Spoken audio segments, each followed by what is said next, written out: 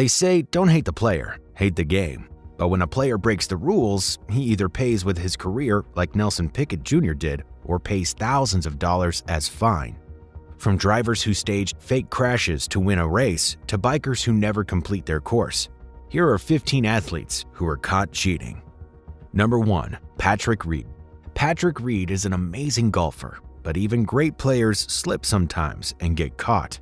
During the Hero World Challenge, hosted by 15-time major champion Tiger Woods in 2019, Patrick Reed was caught cheating.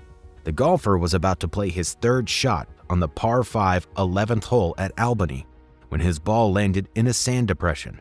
Reed hit the ball twice within practice swings while shifting sand out from under it. Unfortunately, the cameras caught him. According to the PGA Tour rulebook, that move is illegal, so Reed was punished with a 2-stroke penalty. But of course, cheaters never agree they are cheating. The 2019 Masters champion rightly defended himself against the penalty officials. The officials had to show Reed the match replay to convince him that he did break a rule. Reed requested that the officials examine another viewpoint of the photo that established Reed's innocence. The officials insisted that the replay was enough proof of the player's foul play. PGA Tour's rules don't forbid a player from grounding his club in the sand. However, moving sand from behind the ball violated Rule 8.1a(4), which states that a player cannot remove or press down on sand or loose soil to improve the conditions affecting the stroke. Patrick Reed was wrong in this play. It's not like Patrick Reed was supposed to memorize every rule, but after playing on PGA Tour for 8 years, rules like that should be a part of it. But the golfer released statements defending his actions, claiming it was a misunderstanding of the officials. He was still penalized, but finished the tournament in the 3rd position. Number 2. Simon Dyson. Back in 2013, during the BMW Masters tournament in Shanghai, Simon Dyson did what every golfer knew was against the rule. He used his ball to press down a spike mark in the line of a putt, aka cheating. Good thing the cameras are always watching, so the footage was hard evidence against Simon. Guess what? Simon apologized to his fellow professionals and the tour for any trouble and shame caused, and said he didn't do any wrong, that it was an accidental mistake. The officials obviously didn't buy Simon's apology or explanation.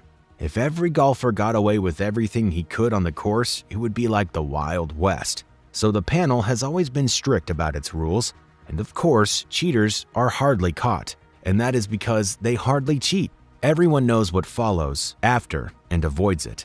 But here was Simon. He faced a 3-person disciplinary panel that described the behavior as a momentary aberration on his part, not deliberate act of cheating.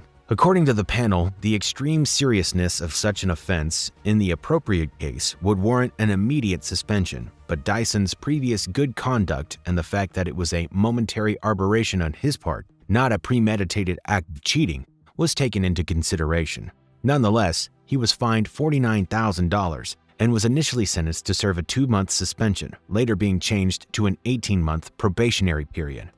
In November, the former Walker Cup player returned to action, finishing joint 52nd in the South African Open and then joint 3rd in the Alfred Dunhill Championship. Number 3. Vincenzo Nibali.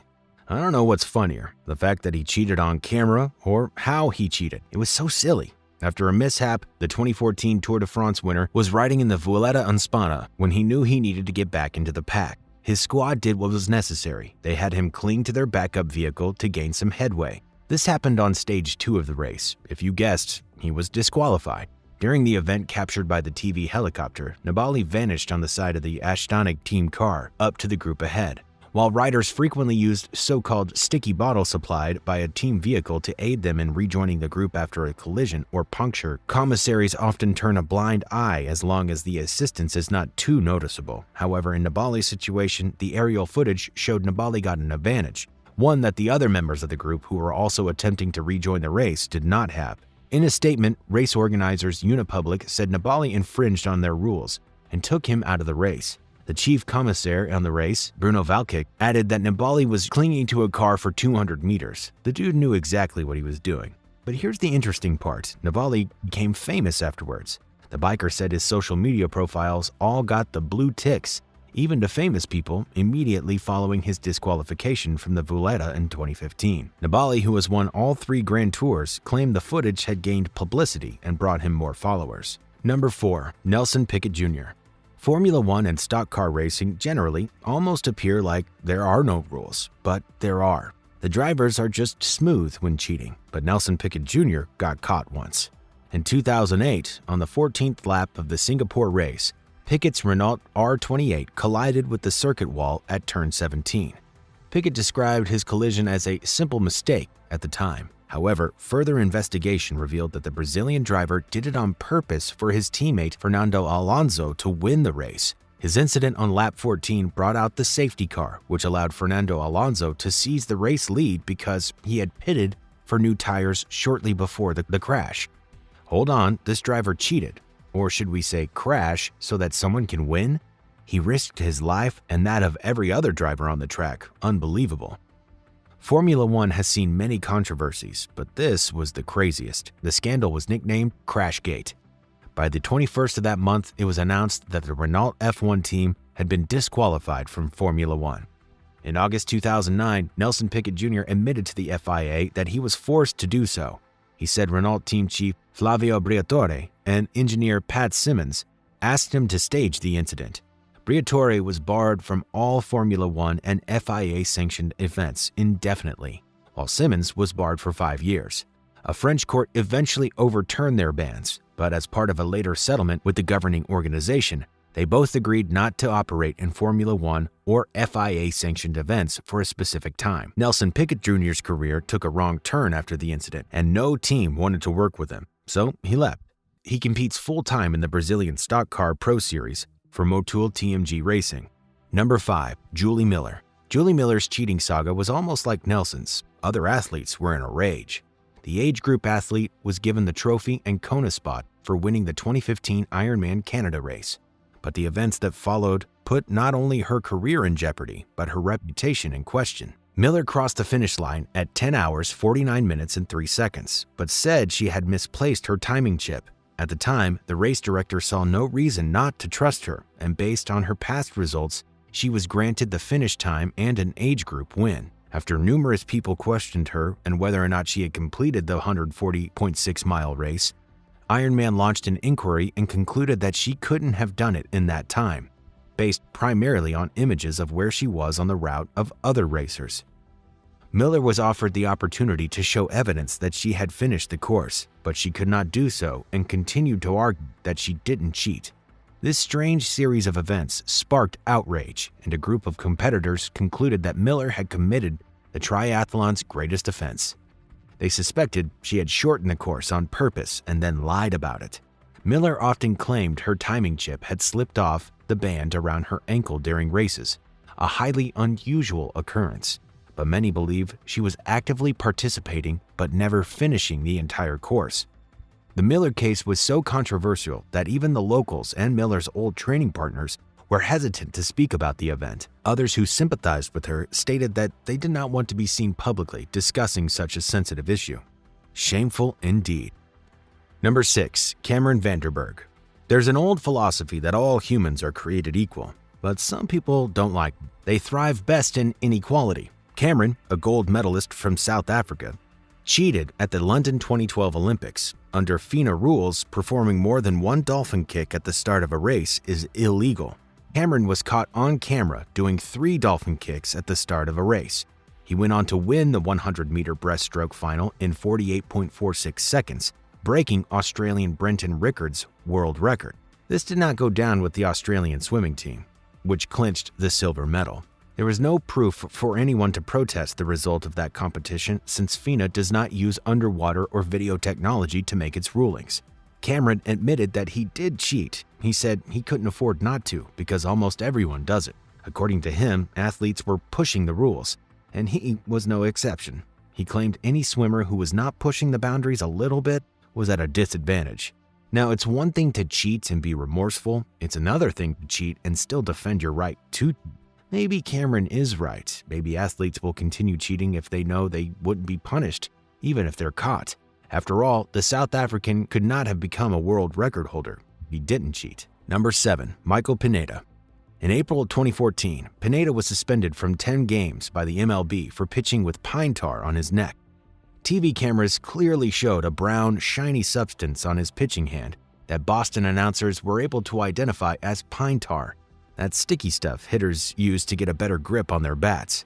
Pine tar is forbidden to be used by pitchers because it can alter the flight of the ball. The Red Sox could have easily brought the alleged cheating to the attention of the umpire, but instead they kept quiet. After the game, Pineda told reporters the brown stuff was nothing but dirt because his hands were sweaty. He affirmed he didn't use pine tar. Still, Major League officials quietly warned the Yankees to keep Pineda in check, and the matter was not pursued further until Pineda's next start, also against the Red Sox. The Boston manager asked the umpires to check Pineda for the second inning. He was left with no choice. High-def cameras had once again detected a brown substance on Pineda, except this time, the pitcher had slathered it onto his side of his neck in a lame attempt to conceal the pine tar against his skin. Considering it was a cool April night in Boston, Pineda couldn't blame sweaty hands this time for wanting to get a better grip on the baseball. Chinese badminton Wang Zhao and Yu Yang. In the 2012 Olympics, Chinese badminton players Wang Zhao and Yu Yang tried to cheat in a rather unusual way. But unfortunately obsessed with badminton and gold medals, it would be easy to see whether they are doing their best. These Chinese stars refused to put in their best effort. They were deliberately playing to lose. Losing their match would mean they would get easy draws in the knockout phase. A better positioning in the knockout phase would give them an easy ride to the gold. When their trick became obvious to the crowd at Wembley Stadium, it became an affair of boos and hisses. The Badminton Federation disqualified the teammates for not using their best effort to win a match. The scandal was a huge one at the time in China. They had won gold in the 2008 Olympics, went on Chinese state television to beg for forgiveness, hoping to reduce the pressure. Her apology only seemed to increase the pressure, as she went on her microblog to announce her imminent retirement from the sport. Even though 6 other players were also disqualified along with the 2, all of Asian origin, the teammates made headlines because they were the stars of the game. One thing the Yu and Wang scandal showed the world was the fierceness of the competition in Asian countries. This made some of them care about the result and not the process. Number 9. Marion Jones. Marion Jones was a head-turner in the track event. She was the most hyped athlete in the 2000 Olympics, to say the least. From 3 individual events and 2 relays, Marion won 5 medals in the competition, 3 golds and 2 bronze medals. Her medals followed her home, but they wouldn't stay with her forever. Allegations of using performance enhancement drugs had always trailed her career, but she always denied those allegations. In 2004, Victor Conti, the founder of Bay Area Laboratory Cooperative, BALCO, publicly admitted to having administered 4 performance-enhancing drugs to Jones before, during, and after the 2000 Olympics. Jones denied this allegation, emphasizing that she had never failed a drug test. In 2006, it was reported that Jones had tested positive for erythritol, a banned performance-enhancing drug. Once again, she denied it.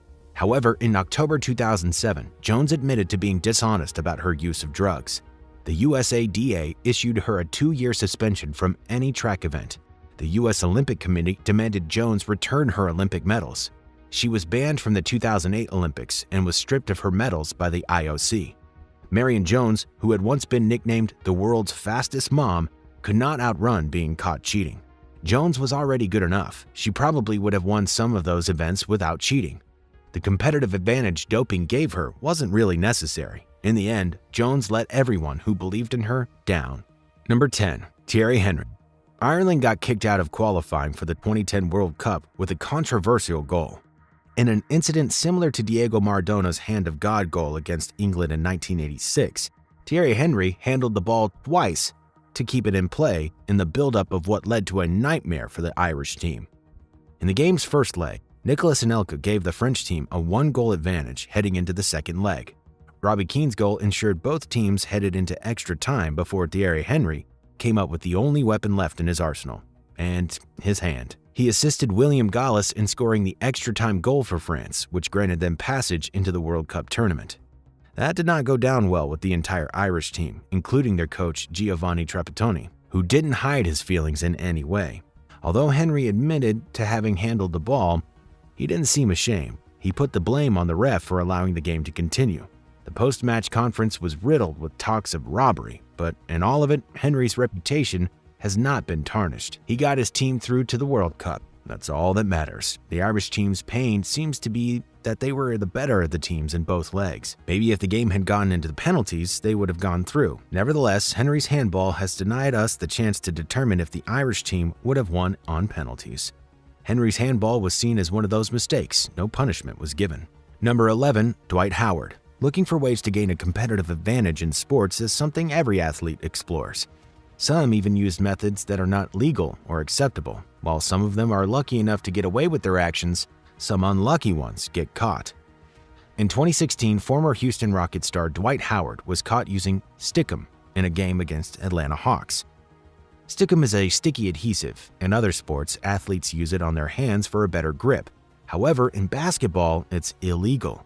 When Howard was about to check back into the game, he sprayed his hands at the scorer's table with some substance from a can covered with white tape. After he touched the ball, Paul Millsap, who was a free throw line, grabbed the ball. According to Millsap, the ball felt different and was covered in some foreign substance, making it sticky. Paul said it felt like the ball had super glue on it, which made it difficult for the ball to leave his hands. Official Monty McCutcheon went over to both teams' benches and issued a warning before replacing the ball with another. The NBA enforced no penalty because they didn't see how stickum would have improved his gameplay. No one knows why Howard used stickum on his hands, but he came out to say using stickum was no big deal. He claimed he had been using it before he was caught. Number 12, Tony Romo.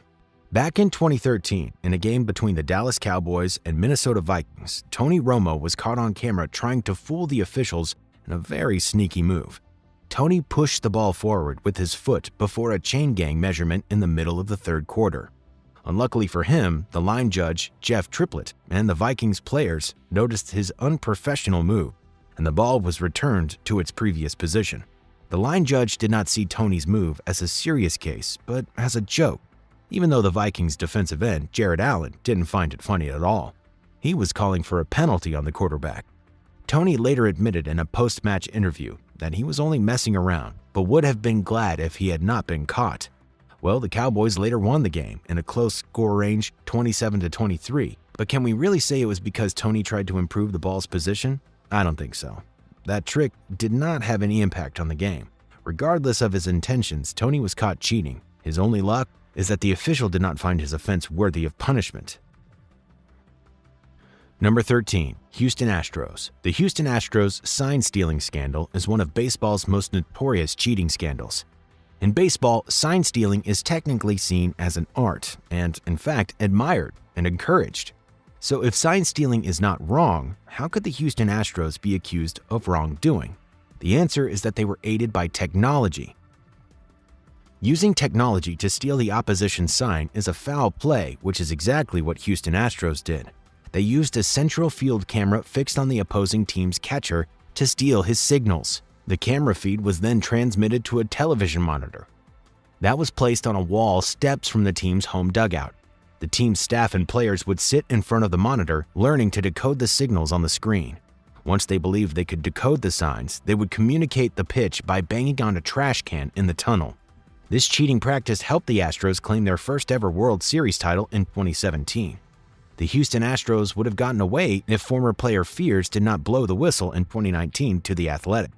The MLB carried out an investigation that spanned from 2016 to 2020, interviewed 68 witnesses, etc. After carrying out the investigation, cheating was proved, but none of the players received any punishment because, technically, no MLB rules were broken. However, the club was fined $5 million. In addition to the fine, manager A.J. Hinch and general manager Jeff Lohow were fired in January 2020. Number 14, Antonio Margarito. This Mexican boxer was involved in a gloves loading scandal. In 2009, in a fight against super welterweight champion Shane Mosley, Margarito was caught trying to destroy Shane with a plaster-like substance on his hand wraps. Once his illegal hand wraps were removed, he was seriously brutalized by Shane and was defeated by a 9th-round TKO. Margarito had his boxing license justifiably revoked by the California State Athletic Federation for at least a year. Fighters who shared the ring with Margarito shared their experiences after the fight. They all complained that something more to his punches left them feeling battered and bruised. One surprising thing that Margarito did not wield the heaviest punches. They had the most deadly effects on opponents, which made everyone believe he had been using those substances on his gloves for a long time. Margarito had said he had no idea Javier Capitello, his terminated trainer, used forbidden substances in his raps. His assertions were not believable, and most of the boxing world called him pathetic for trying hard to destroy a sport that many people already thought was animalistic. Boxing needs to be kept as safe as possible, and it already carries inherent dangers. Athletes who try to win by cheating should not do so to the detriment of fellow athletes, even when they are on opposing sides. Margarito's actions against Mosley is a cardinal sin of boxing and has left a scandal in the athlete's career. Number 15, Carl Long. Carl Long, a part-time driver in the Sprint Cup Series, was caught using an oversized engine at Lowe's Motor Speedway in May of 2009. NASCAR measured the engine at 358.17 cubic inches. That's 0.17 more than the legal limit. Long claimed an error may have caused the violation on the part of the engine builder or expansion due to overheating or general wear and tear on the engine. He was suspended from 12 races, and crew chief Charles Swing was fined $200,000. The biggest problem was that his team could not pay such a huge sum as a fine. Long begged for leniency because his team was in no place to cough up $200,000. He got some relief, but the fine would keep him from racing ever again. If you're ever wondering why they were so hard on him, car modifications are one of the worst crimes a driver can commit in NASCAR. It's intolerable.